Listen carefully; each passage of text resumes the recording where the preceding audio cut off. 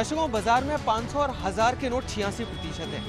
वहीं पर अगर बात करूं 10, 20, 50 और 100 के नोट की, जो कि 14% है, तो 86% की भरपाई 14% से करना मुश्किल जरूर लगता है, लेकिन नामुमकिन बिल्कुल भी नहीं है।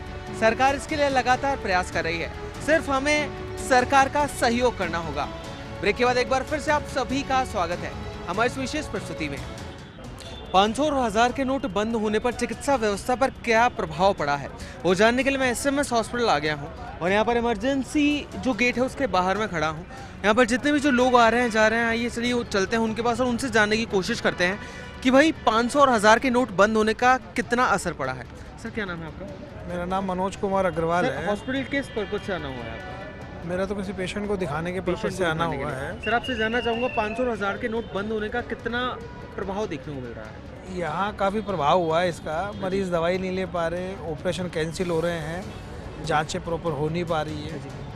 पेशेंट बाजार सामने बैंक है उसमें खुले लेना जाता है तो 4000 रुपये के मिल रहे हैं वो ID के साथ, फिर भी उनका काम 4000 में यहाँ होता नहीं है। लेकिन ये जो कदम है सरकार का, इस कदम के बारे में क्या कहना चाहिए? ये कदम सरकार ने बहुत अच्छा उठाया है। इससे गरीबों को थोड़े दिन के लिए परेशानी होगी, लेकिन बाद में इनको बहुत अच्छी चीज़ें सामने उभर के आएंगी। बहुत बहुत शुक्रिया सर हमसे बातचीत करने के लिए। सर, मैं मथुरा से आया हूँ, कान्हा की नगरी से। मेरी 5 बरस की बेटी है, वो मेरी यहाँ एडमिट है। अच्छा। आपको बताऊँ, मैंने 8 तारीख को एडमिट की थी अपनी बेटी। जब मैं मथुरा से यहाँ जयपुर उतर गया था तब मेरे को पता चला था कि 1000 का और 500 का नोट इधर नहीं चल रहा है। तो मैं कई दुकानों पर भी गया, मेडिकल पर भी गया, किसी ने नहीं लिया। फिर उसके दूसरे दिन मैंने सुबह बैंक से पैसा निकाला, यहाँ से मिल गया तो दूसरे दिन चल गया सब जगह। ये सर, अब मैं कल 2 दिन से लाइन में लग रहा हूँ। 2 दिन से मेरा अभी तक नंबर नहीं आया है। अभी 6-7 हज़ार रुपये मेरे पास इधर रखे हैं और 7000 मेरे पास वहाँ है सर। मैं सारे मेडिकलों पे भी गया हूँ पूरे। ये दर्शकों, क्योंकि ये पैसे मेरे पास ऐसे कैसे पड़े हैं, ये काम नहीं आ रहे हैं। देखिए दर्शकों, आप ये देख सकते हैं कि मथुरा से राजस्थान जयपुर आए हैं इलाज करवाने के लिए अपनी बेटी का, पर ये पैसे भी इनके काम नहीं आ रहे हैं क्योंकि बेटी बीमार होने के चलते नोट एक्सचेंज भी नहीं करवा पा रहे हैं। बैंक नहीं जा सकते हैं, ना ही डाकघर जा सकते हैं नोट पर चेंज करवाने के लिए। 2 दिन से फॉर्म भरे हुए रखे हुए पर मेरा नंबर नहीं आया, क्योंकि मेरी वाइफ है और मैं अकेला हूँ। अब उधर में देखूँ कि इधर में 4 घंटे लाइन में लगा रहा हूँ। अगर बेटी के लिए अगर एक और मेरे साथ होता तो मैं 10 घंटे भी बेटी की खातिर लग सकता था इधर लाइन में। तो सभी मेडिकलों पे गया हूँ, मैं 500 रुपये दूंगा, आप मेरे लिए 3500 रुपये खुले दे दो। सभी एक मेडिकल पे गया हूँ मैं, लेकिन किसी ने नहीं दिए 2 दिन से। सर, आपसे जानना चाहूँगा, मानता हूँ आपको बहुत परेशानी हो रही है, मैं बिल्कुल आपकी पीड़ा समझ सकता हूँ, लेकिन ये जो फैसला है आपको क्या लगता है वाकई में आमजन के हित में है ये फैसला? हाँ सर, ये आमजन के हित में मोदी जी ने किया, ये बहुत अच्छा किया है। हर आदमी की, हर गरीब नागरिक की बराबर में तुलना कर देगा ये देश की। अच्छा, आपसे एक चीज़ और जानना चाहूँगा, थोड़ी सी पीड़ा उठाने को तैयार हैं आप? बिल्कुल सर, पूरी उठाने, जब इतनी जनता पीड़ा उठा रहे तो मैं अकेला सर क्या करूँगा? ये तो ऊपर वाले के हाथ में है सब। जब इतनी जनता उठा रही तो मैं भी उठाऊंगा। देश के भलाई के लिए किया है ये तो सब। उसने ये भी लिखा है अखबार में कि थोड़ी परेशानी तो होगी पर राहत भी बहुत मिलेगी आपको। चलिए, बहुत बहुत शुक्रिया सर हमसे बातचीत करने के लिए, काफ़ी अच्छा लगा आपसे बातचीत करके। तो दर्शकों, आप देख सकते हैं कि साफ तौर पर कहीं ना कहीं लोगों को हल्की फुल्की परेशानियां ज़रूर हो रही है। जो लोग बाहर से यहाँ पर इमरजेंसी सेवाओं का, अस्पताल की सुविधाओं का लाभ उठाने आए थे, उनका कैश यूं क्यों पड़ा है? क्योंकि उन्हें मरीज़ की देखरेख भी करनी है, साथ ही कैश का भी इंतजाम करने हैं। तो आप सभी को कहना चाहूँगा, लेकिन भविष्य को देखते हुए लोग काफ़ी निश्चिंत हैं इस चीज़ को लेकर। ये जो कदम उठाया गया है वो वाकई में काफ़ी शानदार है। ये करेंसी करंट ज़रूर मार रही है, लेकिन कहीं ना कहीं फ़ायदा भी हमें ही पहुंचाएगी। दर्शकों, शाम का तकरीबन 4 बजे का वक्त हो चला है और अभी आप सभी को बता दूं, मैं मौजूद हूं लाल कोठी सब्जी मंडी में। इस समय सब्जी मंडी में काफ़ी भीड़ होती है, पैर रखने के लिए जगह भी नहीं होती है, पर जब से 500 और 1000 का नोट बंद हुआ है तब से देख सकते हैं आप सब्जी विक्रेताओं की क्या हालात हैं। चलिए इनसे जानते हैं कि 500 और 1000 के नोट जब से बंद हुए हैं कितना ज़्यादा असर पड़ा है इनकी दुकानदारी पर। सर, कितना असर पड़ा है? कारोबार बंद है बिल्कुल, एक तरह का बिल्कुल सब लोग। कारोबार बिल्कुल बंद है। बिल्कुल बंद है? बिल्कुल बंद है। पहले कितनी सब्जी बिकती थी दिन की? पहले सब्जी ऐसे बिकती थी, हम 10 पेटी बेचते थे। 10 पेटी बेचते थे, अब बिक रही है 2 पेटी नहीं बिक रही। आपसे जानना चाहूँगा, बिक्री में कितना ज़्यादा असर देखने को मिला है 500 और 1000 के नोट बंद होने पर? बिल्कुल 10 पैसे और बिक्री भी नहीं है। 10% हो गई है बिक्री? 10%। लेकिन बाजार बिल्कुल चौपट हो गया है, बिल्कुल चौपट हो गया बाजार में कुछ भी नहीं है। नमस्कार सर, एक बार आपसे बातचीत करना चाहूँगा। हाँ बोलिए सर, अमूमन आते हैं लाल कोठी सब्जी मंडी में सब्जियाँ खरीदने। हाँ बिल्कुल बिल्कुल। आपसे जानना चाहूँगा, वैसे कितनी सब्जियाँ लेकर जाते हैं और अब 500 और 1000 का नोट बंद होने पर सब्जी खरीदने में कितना असर पड़ा? अभी थोड़ा मुश्किल चल रहा है थोड़ा, लेकिन आने वाले टाइम में सही हो जाएगा 5-7 दिन में। 5-7 दिन में? हाँ। खुश है इस फैसले को हाँ, लेकर बहुत सरकार बहुत के? बहुत खुश है, बहुत खुश है, बहुत है। क्या कहना चाहिए? बस बहुत बढ़िया, मोदी जिंदाबाद। तो दर्शकों आप देख सकते हैं कि सब्जी खरीदने जो लोग आए हैं उनकी यही राय है और यही कहना है कि मानना पड़ेगा सब्जी जरूर हमारे घर में कम आ रही है लेकिन फैसला एक नंबर है।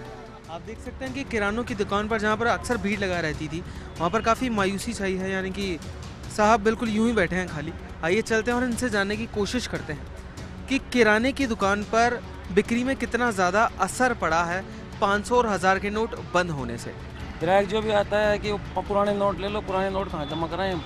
तो पहले कितने का गल्ला उठता था तकरीबन दिन का? पहले 5-6 हज़ार का हो जाता था, अब नोट बंद होने के बाद 400-500 रुपये रोज़ के आते हैं बस। अच्छा, क्या कहना है? फैसला बहुत बढ़िया है साहब, भ्रष्टाचार खत्म हो जाएगा, काला धन खत्म हो जाए, बढ़िया फैसला है। पर थोड़ी सी पब्लिक को असुविधा हो रही है तो उसके लिए अब थोड़ा बहुत तो आदमी को कुछ पाने के लिए कुछ खोना ही पड़ेगा। दर्शकों आपको बताना चाहूँगा इस किराना स्टोर के बगल में ही एक और बर्तन की दुकान है, क्योंकि शादियों का सीज़न स्टार्ट हो चुका है तो शादियों में बर्तनों की काफ़ी ज़रूरत होती है, हर घर में बर्तन जाते हैं। तो इनसे जानना चाहूँगा कि आप मुझे, नमस्कार सर। नमस्कार, क्या नाम है आपका? विष्णु अग्रवाल।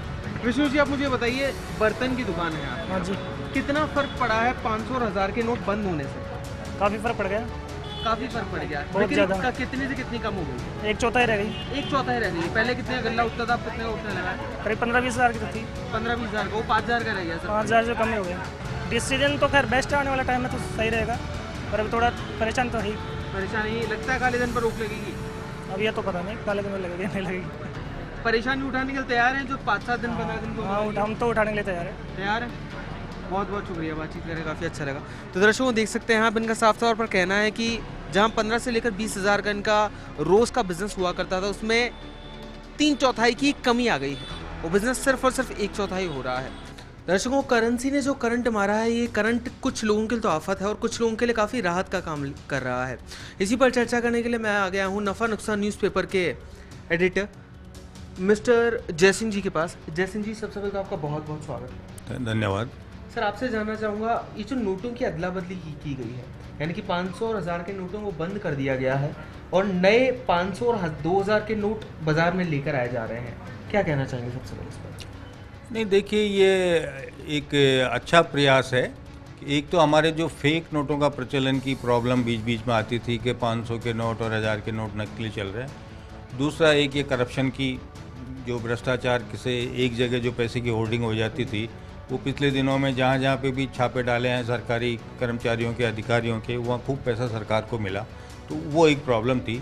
और तीसरा एक ये ब्लैक मनी की कि कुछ क्षेत्र के जो डेवलपर, वो जो लोग हैं, उन बिजनेसमैन के पास में वो पैसा इकट्ठा जाके हो जाता था, 2 नंबर का लेन देन उसमें होता था। उन सबको एक साथ उस सिस्टम को वीड आउट करने के लिए सरकार ने ये इस तरीके की योजना की है। तो इसमें 100% ये मान लीजिए कि जो फेक नोट है उसमें तो सफलता मिली जाएगी। और दूसरी जो प्रक्रिया है, दूसरी जो क्लास की जो जनरेशन है, मनी है, उसमें किस तरीके का बदलाव आता है वो तो आने वाले समय बतलाएगा। तो आपसे जानना चाहूँगा, आगामी आने वाले जो चुनाव हैं, जैसे पंजाब चुनाव, यूपी चुनाव, उनमें इसका कितना असर देखने को मिलेगा? नहीं, उसमें निश्चित रूप से असर देखने को मिलना चाहिए और वो भी स्वागत योग्य है, क्योंकि हमारे इलेक्शन में बहुत बड़े पैमाने पे ब्लैक मनी का यूज़ होता था। वो इलेक्शन कमीशन की गाइडलाइन होती थी, उसको आप छोड़ दीजिए, लेकिन उसके अलावा जो अनरिकॉर्डेड जो खर्चा है वो बहुत होता था। तो इससे अपने आप चेक लगेगा और वो ये कह लीजिए कि ये पॉलिटिक्स की जो हमारी जो गंदी हैबिट्स और जो गंदी परंपराएं हैं, वो उसको क्लीन करने में इसका भूमिका रहेगी। इसीलिए कुछ हो सकता है पॉलिटिकल पार्टी जिसका विरोध करें, लेकिन अल्टीमेटली ये उसमें साफ़ सफाई का काम करेगी। सर, आपसे जानना चाहूँगा, पड़ोसी मुल्क से जो लगातार पैसा आता है, फंडिंग की जाती है, उस पर आपको क्या लगता है लगाम लगेगी? जैसे कश्मीर का भी अभी आपने जिक्र किया था जो। नहीं, पड़ोसी मुल्कों का पैसा आने भी रहेगा, जाएगा भी, लेकिन ठीक है, वो टाइम बीइंग तो एक चेक आएगा, फिर इसकी तोड़ निकलेगी। ऐसा नहीं होता, आदमी जब भी कोई पॉलिसी बनाता है, कोई कानून बनाता है, तो उसमें कहीं कहीं फ्लॉ भी होता है। अब वो जैसे है जी कि नोट बदलवाने के लिए आदमी लोगों को आदिवासी बेल्ट में जाके और 500-500 रुपये दे रहे हैं, तो मेरा ये भी 50,000 रुपये बदलवाला, 10,000 रुपये बदलवाला, तो ठीक है, वो एक रोज़गार भी दे रहा है यार, उस आदमी को 2 घंटे लाइन में खड़े रह के 500 रुपये मिल गए। तो ये नया इकोनॉमी का, नया एम्प्लॉयमेंट का मॉडल भी है। आप जो सर्विस सेक्टर है वो ग्रो होगा, नए व्यापार आएंगे, नए जॉब आएंगे, पुराने डिसअपियर होंगे। ये कोई इजी नहीं है, लगता है अपने को ऐसा है, लेकिन इसके दूरगामी जो परिणाम है वो बहुत रिवोल्यूशनरी।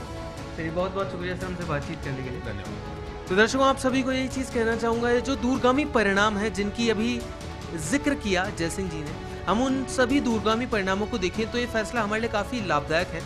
हमें इसका सहयोग करना चाहिए, चाहे पैसे निकालने में 1 से 2 दिन हमें क्यों ना लग जाए, पर हमें सरकार का और इस फैसले में जुटे हुए जितने भी जो लोग हैं उन सभी का सहयोग देना करना चाहिए। जिनको राजनीति करनी है करें, जिनका लूट चुका है वो रोते रहे, गंदे आरोप लगाते रहे, लेकिन मेरे ईमानदार देशवासियों, आइए मेरे साथ चलिए।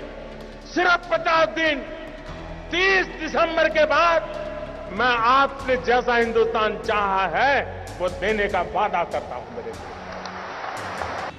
दर्शकों, सरकार का काले धन को रोकने के लिए उठाया गया कदम एक सराहनीय प्रयास है। उम्मीद करते हैं कि अच्छे दिन की शुरुआत हो चुकी है।